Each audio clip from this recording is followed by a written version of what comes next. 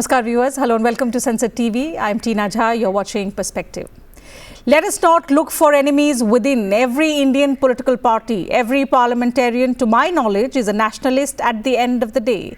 That's the powerful appeal from Vice President and Rajya Sabha Chairman Jagdeep Dhankar as he urged the leadership of all political parties in the country to rise above bitterness and embrace the spirit of dialogue, mutual respect and civilizational decorum. Drawing attention towards the bitterness among the political parties being reflected on television debates, the Vice President stated that politics is not confrontation. It is about achieving the same objective, that is national development, in different ways. Listen in. Every political party has mature leadership. Every political party, big or small, has commitment towards national development. And therefore, duty of the youth to ensure this mindset. This thought process must come in social media. And once you will find our television debates soothing, positive, appealing, just imagine कितना बदलाव आ जाएगा. थोड़ा सा देखो, क्या देखते हैं अपने कानों को, क्या सुनाई देता है. कान पक गए न भाई, ऐसा क्यों है? हमारी महान संस्कृति है, हमारी विचारधारा का एक आधार है. हमारा मतभेद हो सकता है, मतांतर हो सकता है, मनभेद कैसे हो सकता है? हम भारतीय हैं. हमारी संस्कृति क्या कहती है? अनंतवाद. अनंतवाद का मतलब है वाद विवाद. वाद विवाद का मतलब है अभिव्यक्ति. अभिव्यक्ति का मतलब है आप खुलकर अपना विचार व्यक्त कीजिए. पर अपने विचार में इतना विश्वास मत रखिए कि मेरा विचार अंतिम विचार है, मेरे विचार से दूसरे का विचार भिन्न हो ही नहीं सकता. The Vice President and the Rajya Sabha Chairman also highlighted the need for meaningful discussions in the ongoing monsoon session of the Parliament, urging political parties to engage in constructive politics.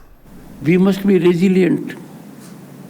We must believe in our point of view, but we must have respect for the other point of view. If we believe in our point of view and we believe I am alone right, others are invariably wrong, that is not democracy.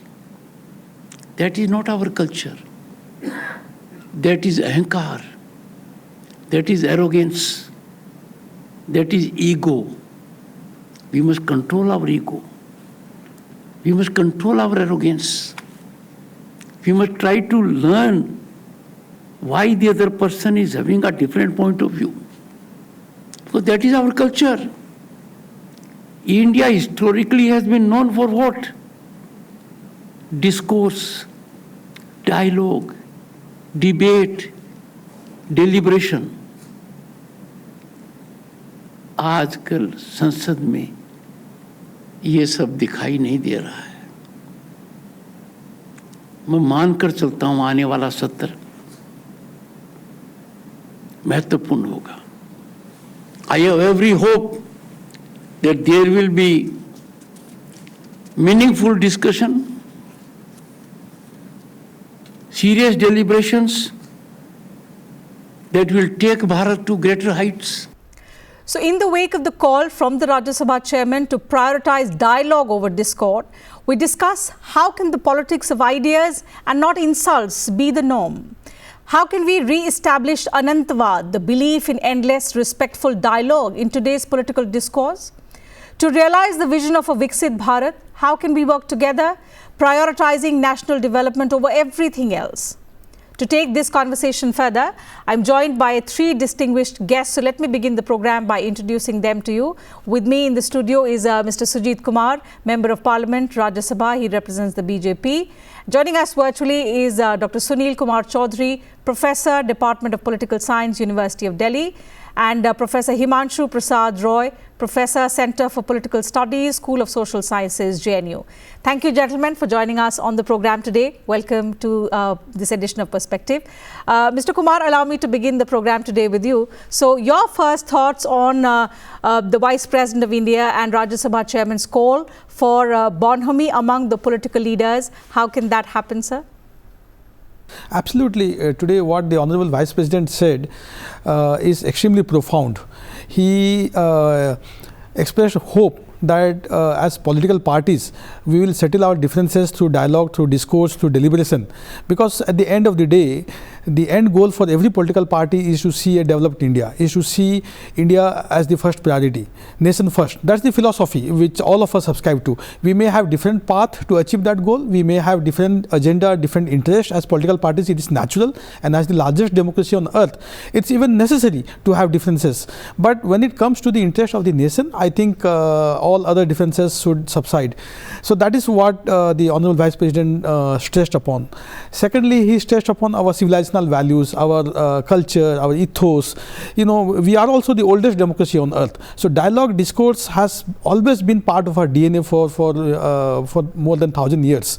And unfortunately, he expressed his disappointment that in the recent times, you know, this kind of civilized dialogue is now getting reduced and mitigated, at least in the Parliament and the state assemblies. So he urged all political parties, he urged the members to rise above their personal differences, and they can express their differences with the policies of the government. When they feel that the policies are not in national interest or in the interest of the people, they have every right. In fact, it is a duty as opposition members, opposition parties, to keep the government on tenterhooks. But that can be done in a civilized way. Disruptions, slogan shouting, these are all tactics which doesn't suit a democracy like ours.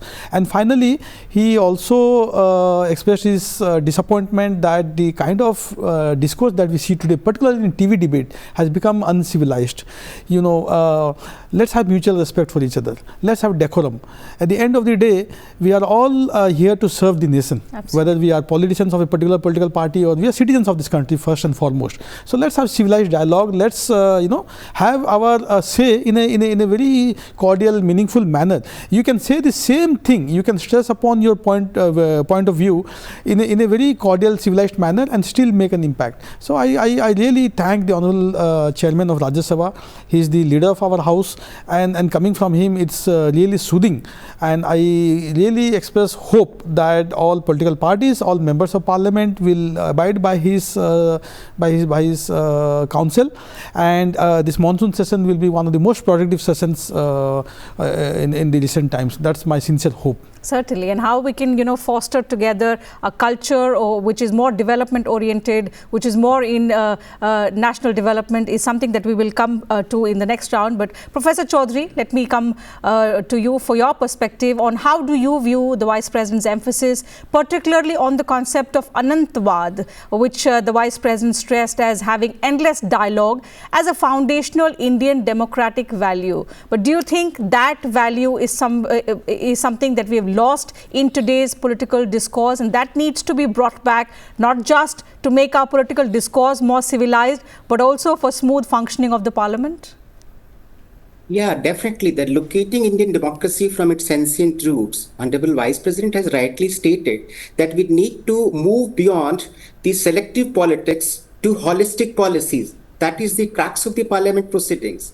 Secondly, when he stated this, he has also highlighted that the differences of opinion should be the strength of the House, the Parliament, but the differences of opinion should be different from differences of hearts. So, matbhed hone chahiye, manbhed nahi hone chahiye. This is the underlying focus of his speech. And thirdly, where he just tries to bring about all the parliamentarians on a common platform where one could move ahead towards the vision of Viksit Bharat 2047, where cooperation, coordination, collaboration of all the parliamentarians on the common platform are solicited. Okay, Professor Roy, as a senior professor in political science, and I ask you this is something that the Vice President referred to as to how we are a country rich in traditional values. We are somebody who always respected everyone's opinion. How is it that in our political discourse, that sense of mutual respect has completely vanished, and especially in context of the televised debates that the Vice President spoke about? He said we are making personal remarks on political leaders, their personal lives, and this is something that puts the politicians, the leaders in a bad light across the country, also internationally. How can that be corrected? Teena, this question is raised to me. That question is for Professor Himanshu Roy. Okay, thank you, Teena, for this invitation. If you look at slightly, let me go back to the history, because you have asked an important question, how it all began. If you look at the Constituent Assembly debates and then the behavior of the members of Parliament in 1950s and 60s, it was very decent and logical, argumentative. Listen to what later on he became the Prime Minister Vajpayee, stating during the time of Nehru and subsequently. But then from 73, 74 onwards, gradually, if you look at the behavior of the parliamentarians, you will find a decline in their behavior, coming to the wells, shouting, any person raising anti-treasury benches questions, that was shouted down. If you remember 73, 74, then emergency, post-emergency, etc., 76, 77 onwards, then 80 onwards. And this created a trend. And subsequently now, the legacy of that 70s and 80s continues to haunt the Lok Sabha and Rajya Sabha. This is one. The second is, you are talking about the nationalized TV. If you look at the Doordarshan televisions and the other channels, even in private television channels in earlier days, which were hosted by Doordarshan, you will find very decent behavior. If you look at the old footage, there were expression of opinions. But in the last 3, 4, 5 years in particular, if you look at these television debates, these are more abusive. These are not debates. These are abuses, personal kinds of venoms expressed. Number 3, social media platforms, which we do not touch. Absolutely. If you look at the social media platforms, it's a highly derogatory, abusive, vulgar language is used without any consideration of age and decorum. And fourthly or fifthly, if you look at the differences of opinion, even on the issues of national importance, you will find that questions have been raised on the national security issues, where the existence of India itself has been under attack.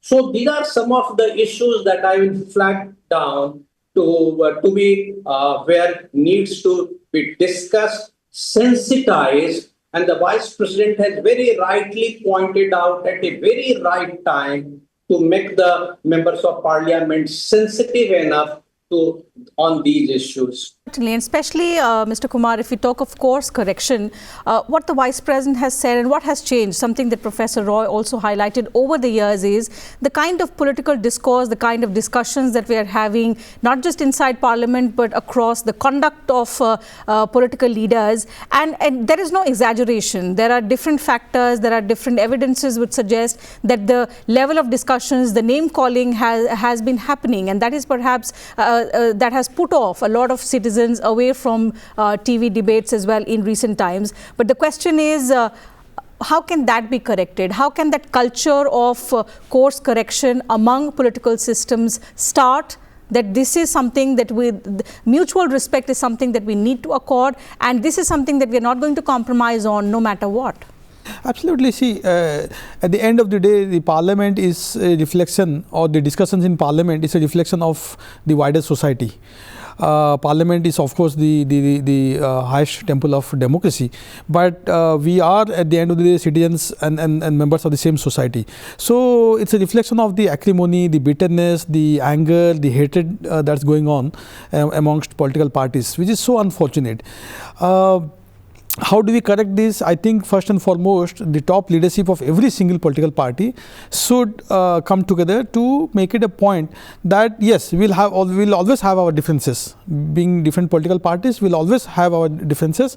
But let's impress upon the younger members of the political parties that this will not be tolerated. If any member of my party, if I were the president of a party, if any member of my party uses any unparliamentary or any abusive language against the leader of any other party, then it should be in no uncertain terms made clear that this will not be tolerated by the party boss. Certainly, that culture has to change. Exactly. So look at the debate which Vajpayee ji, Chandrasekhar ji, even Dr. Manmohan Singh, Sushma Swaraj ji. I'm not talking of the 70s, 60s or even earlier. I'm talking of recent times, like 20 years ago. These were the stalwarts of Indian polity, and the kind of debates. I was watching a debate between Sushma Swaraj ji and Manmohan Singh ji. I mean, it was honestly music to our ears, and these were two parties who are like bitterly fighting each other, Congress and the BJP. But the kind of civilized debate, sense of humor, that I think sadly is lacking. I think we need to introspect. We need to reflect. Is this the kind of nation that we want to build? Is this the kind of culture that we want to build? And I think part of it is social media, as was pointed out by Professor. Social media, everyone wants to be visible and seen on social media. So oftentimes we play to the gallery. Unless I go to the well, unless I shout slogan, unless I disrupt someone else speaking, my constituents might think I'm in Delhi doing nothing. So that kind of showmanship has to stop, and this has to start from the beginning. I'm so glad, I'm literally grateful to Honorable Vice President that he has made these statements. This is the most apt time for us to ponder as politicians. Absolutely, and I think in context of what has changed in the last 2-3 decades or so, and how the political discourse has changed, the chairman of Rajya Sabha has also made a suggestion that suggestions in the House or otherwise by political leaders to each other should not be treated as criticism. Political systems have to evolve, or they need to have systems wherein they promote constructive dissent, and that is something that is lacking in the contemporary times. Professor Choudhary, the question is, how can we get back to that system, political system, where we have constructive dissent without it being labeled as opposition or obstructionism? How do we get that back? In fact, I'm not suggesting that the members of parliament are not sensitive to issues of national interest or national importance. Important point to be made is that generally before the beginning of a session, there's an all-party meeting takes place.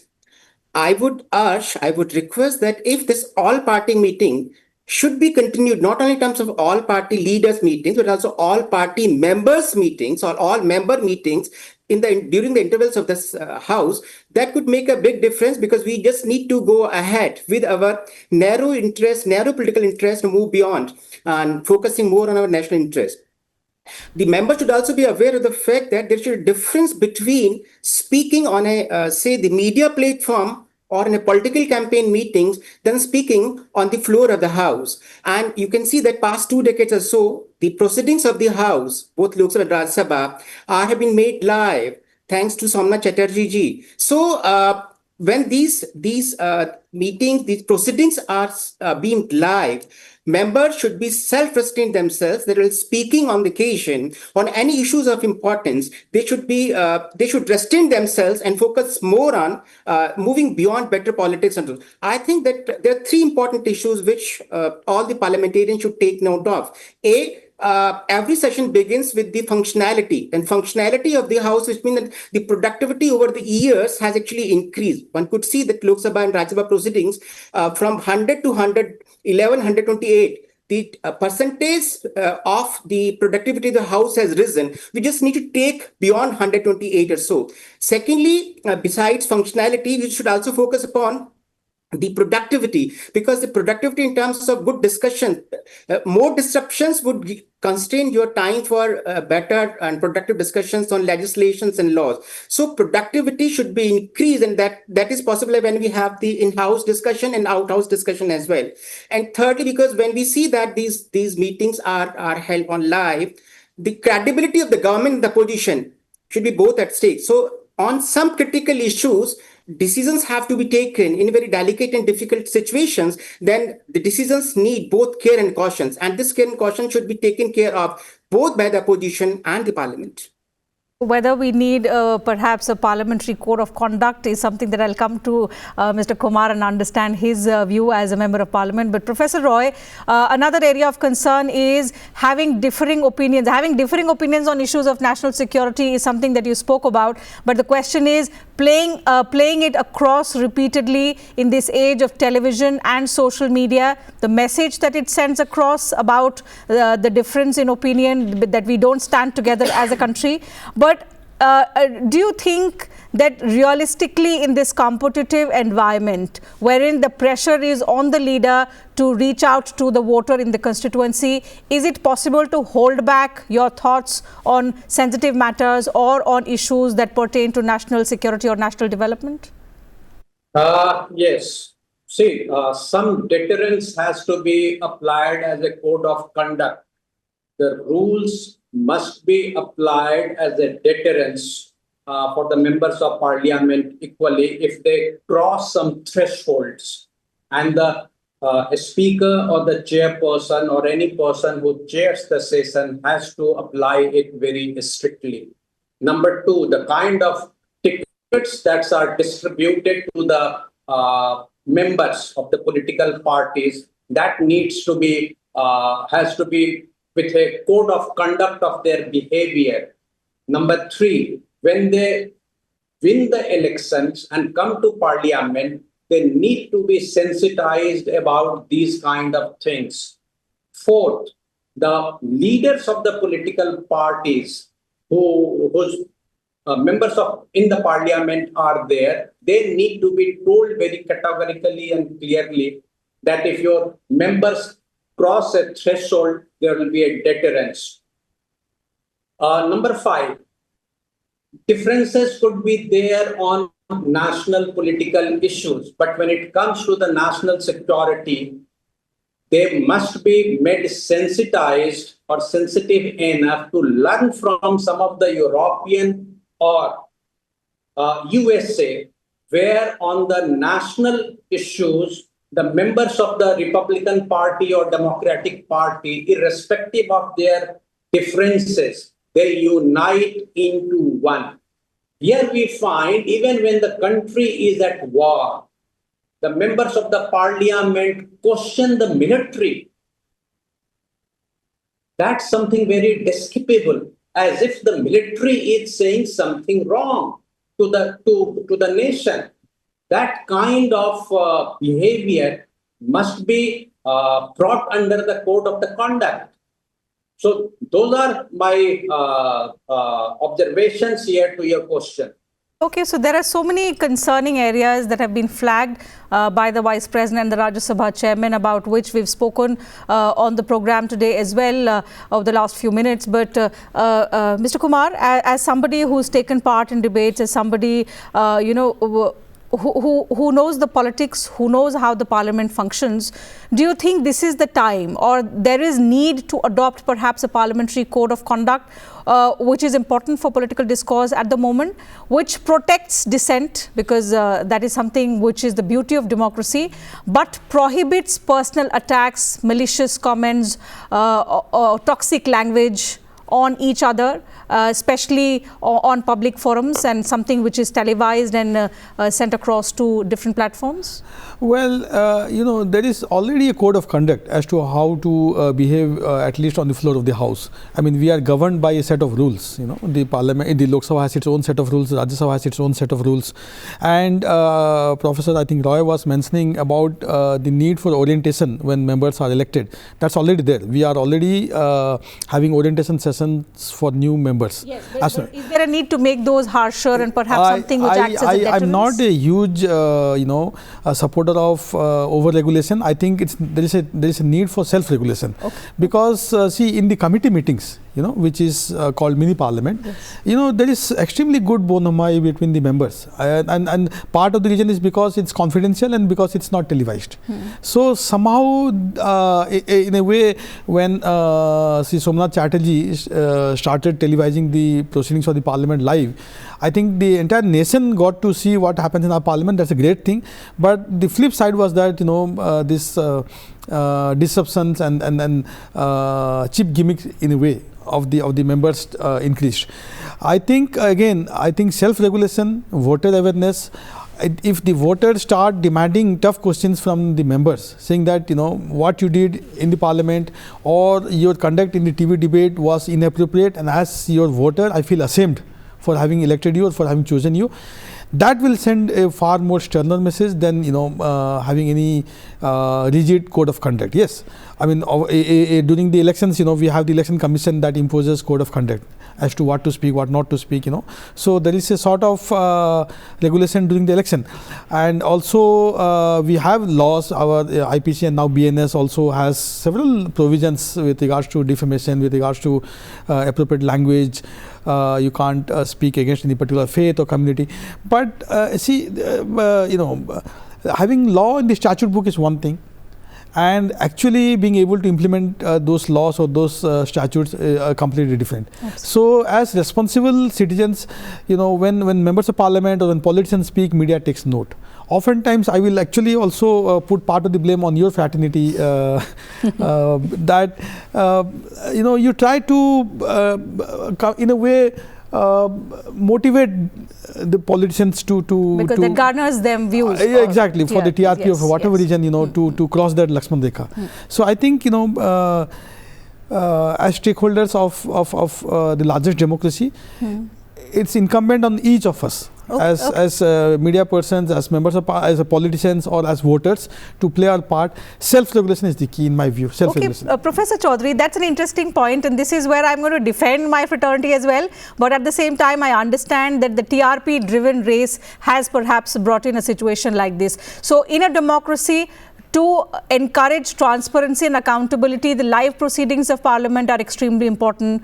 But at the same time, it's important for the members to understand that this is not a platform where they're campaigning for their voters. This is not something that will help them garner votes, something that is happening. But at the same time, we expect a lot from the parliamentarians. But what about the other institutions? So, for example, Mr. Kumar spoke about voters asking questions. But what about institutions like the media, institutions like civil society? How can they also encourage political consensus rather than encouraging conflict within political parties? You see that electronic media, print media and social media, they are the important instruments of acting as watchdogs. So I believe that for parliamentarians, there should be three important, instruments of acting as self-regulation, which Honorable Member of Parliament, Mr. Kumar, has rightly stated. A, the persuasiveness, that the member should be persuading, that they should be persuaded to actually observe all the rules of the House, and they should also be quite clear of the fact that they are speaking on the floor of the House, not in a political meeting or expressing their views to the media. Secondly, there are enough rules and regulations governing both the House and the Parliament that they should be, which prevent them from speaking something which goes against national interest. So they need to move beyond their petty political interests and focus more in terms of convergence of national interest. And third, I wouldn't urge that there should be punitive actions, but of course, the Parliament does have specific rules and regulations which act as deterrence, which Himanshu just rightly stated. So these punitive actions are also enforced. Important part is that how these rules, regulations as part of self-regulation, self-introspection, and self-implementation are to be enforced on the floor of the House. Okay, since self-regulation is said to be the best form of regulation, I'll get one last question from Professor Roy. Do you think that's going to work in the current political environment wherein differences of opinion have taken over every other form of debate or deliberation? So how do you see that working on side of not just the members of parliament, but also on side of the media, which is sort of, making a mole out of hill and creating that conflict, highlighting it before the country? Teena, that's an ideal form if there is a self-regulation. But we know in the name of self-regulation, what has happened in the last 5, 10, 15, 20 years, it's been more decline, and more decline. Because we keep on saying repeatedly self-regulation. But the fact remains that over the years, there is a decline in the quality of the debate. What we require is a deterrence, a strong regulatory commission to enforce those deterrents. Imagine for a moment if there would have been no election commission. Do you think that a self-regulation on the political parties and members of the candidates contesting the election would have followed the code of conduct without the election commission? Imagine for a moment, had there been no election commission. Imagine for a moment that if there is no press commission of India, what would have been the kind of or quality of writings in the newspapers? Therefore, keeping in these two examples, I flag off that a strong deterrence is required. And the rules are there is no doubt about it, but the rules required to be enforced. Then only, at least at the initial stage, when these kinds of industries are still in a not very mature form, we have seen government left it to the self-regulation. We have seen the consequences. Okay. I'll leave the regulation bit at that, but I still have a minute. So, Mr. Kumar, given your experience, now looking ahead, we want to become a Viksit Bharat by 2047. The question here is, we want a democracy, a parliament wherein consensus should be there. It should be a consensus-driven parliament. How do we move ahead? So would you recommend reforms or any kind of innovations at maybe any level, political, constitutional, institutional, that can help us build consensus and move towards that common goal which will make us a developed India by 2047?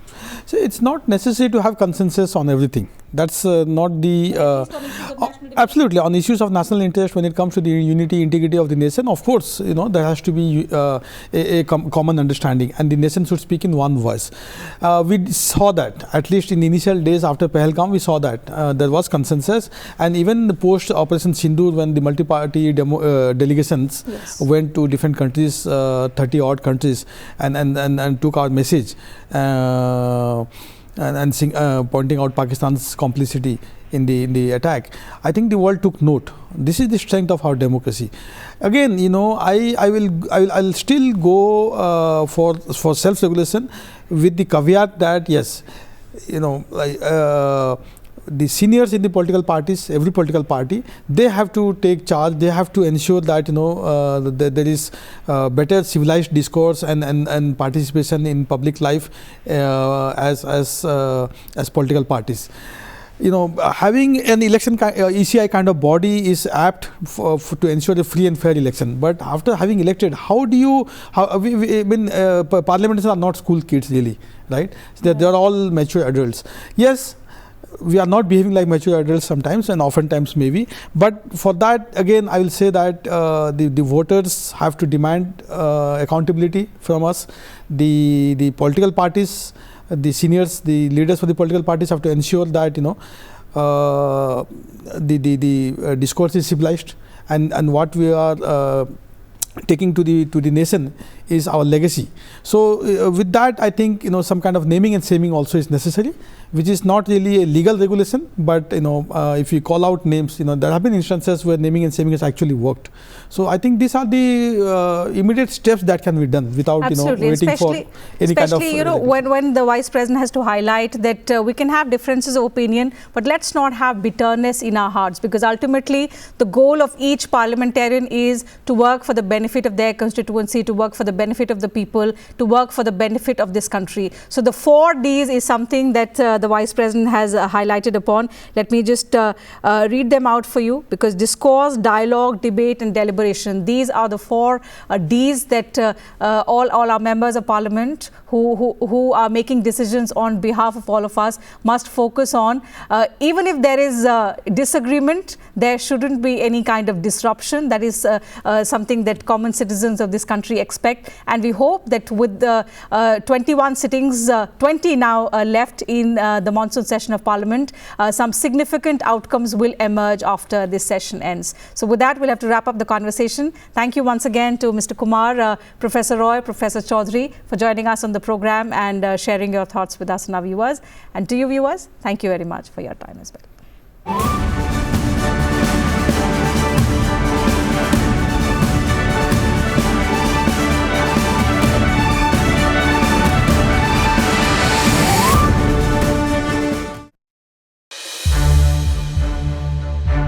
To watch more programs of Sansad TV, subscribe to our YouTube channel and don't forget to like and share them.